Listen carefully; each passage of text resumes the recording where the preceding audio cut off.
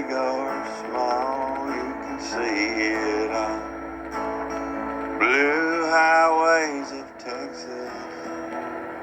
Winter, spring, summer, fall, blue highways of Texas.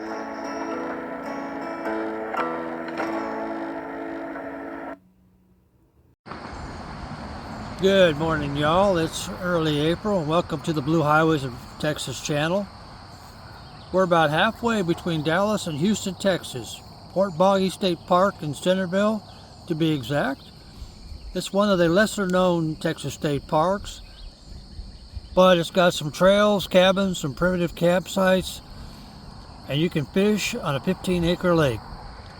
Now, there are no overnight RV campsites here, so this should be interesting. So ride with me as we check out Fort Boggy State Park.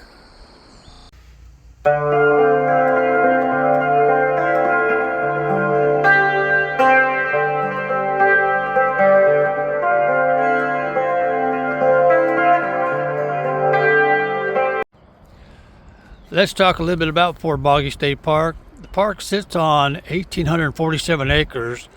The main draw is the 14-acre Sullivan Lake, which you see here in front of me, named after the family that donated the land years ago. You can swim, boat, kayak, or fish on the lake. You don't need a fishing license as long as you're fishing from the shore. Small boats are allowed, and there's a really nice boat ramp here, but keep in mind there are no gas motors allowed.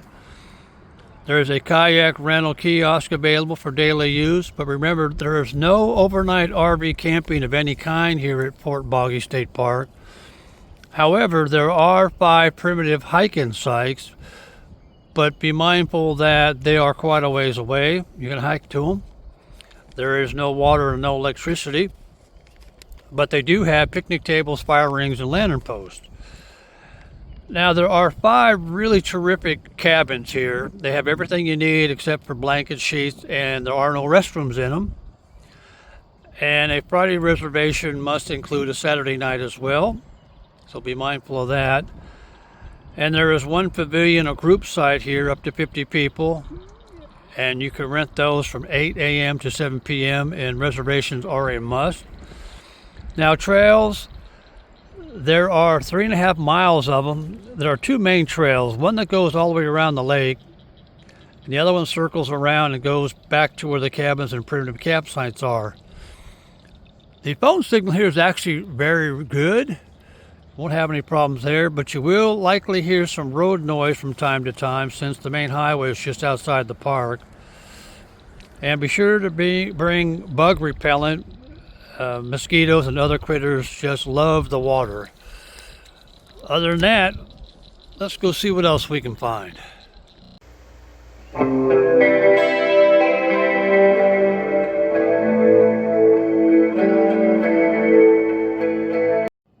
Alright, time to do a little blue review here at Fort Boggy State Park in Centerville, Texas. Ooh, pretty dark in here. Nice and clean though, a little dated. Got one of those,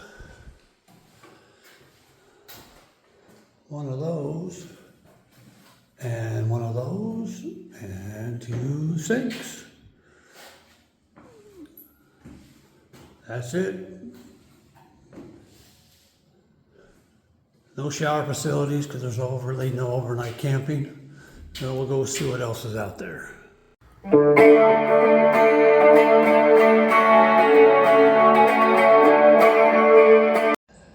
You know what? I'm going to check out one of these cabins here. There are 5 of them. I just walked around. The other 4 are occupied. Fire pit, double hook lantern post.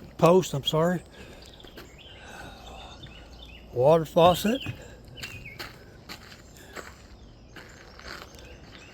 You have a picnic bench outside.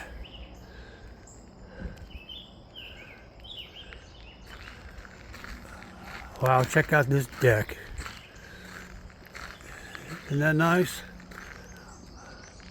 overlooking the woods.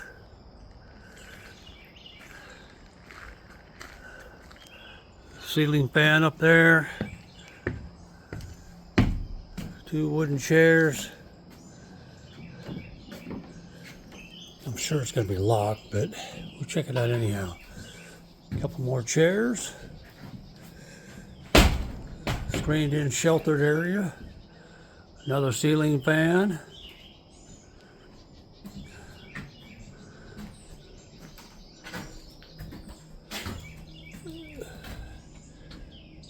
Yeah, it's locked.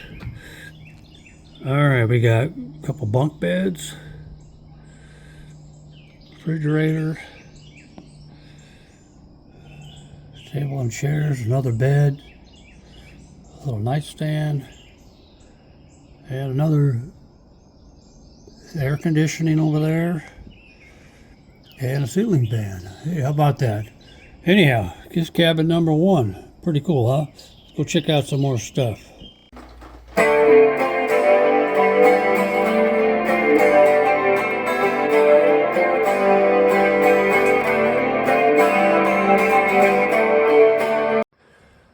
I always like to talk a little bit about the history of the places we visit.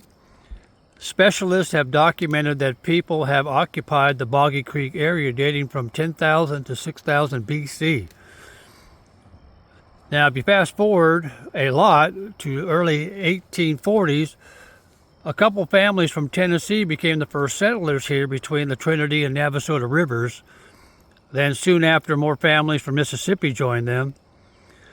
But the K'iche' and the Kickapoo Indians also lived here and were raiding their cattle.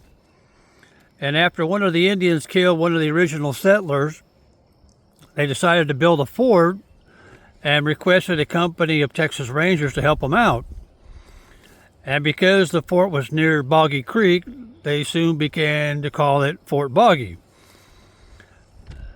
And after a few years, the population shifted to other areas, and plagued with sickness and decreased Indian attacks, the need for the fort lessened and fell into disrepair.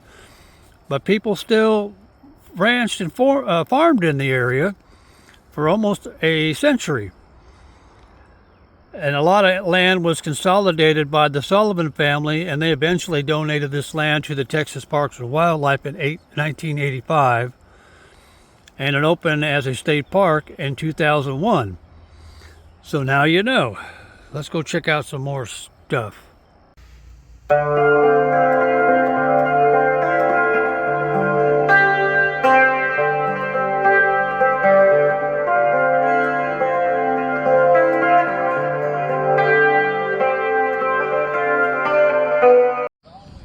Well, there you have it. Outside of some primitive camping and some awesome cabins, a Texas state park to chill out for the day, to hike, swim, fish, boat, kayak, picnic, or a terrific place just to relax. That's it for now. We'll see you on down the road. Wait. Don't leave yet. But wait, there's more. Kind of like a info commercial. Anyhow, if you enjoyed this little video like I did, making it, I appreciate you giving me a big old thumbs up and liking and subscribing to the Blue Highways of Texas channel. That's it for now. Until next time, Merle Ray, take it away. Big old